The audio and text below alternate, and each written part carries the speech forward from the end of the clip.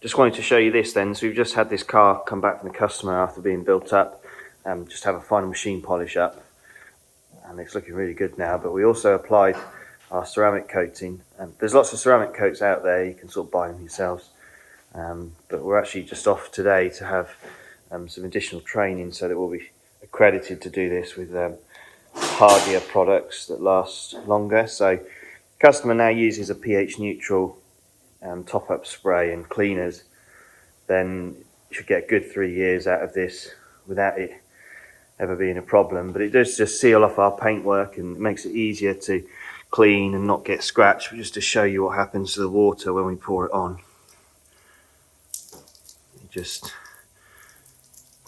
disappears off, so the dirt doesn't really stick to it anymore. But I'll just show you now when you wipe that. 2 seconds, grab a cloth. You see it just beads off the top of it, and when you wipe it, it's ever so easy to clean down. So even if you go into a show and it needs to be cleaned off at a show because it got dirty or wet on the way, well, it looks as good as when it's been freshly polished. So yeah, really good product, really pleased with that.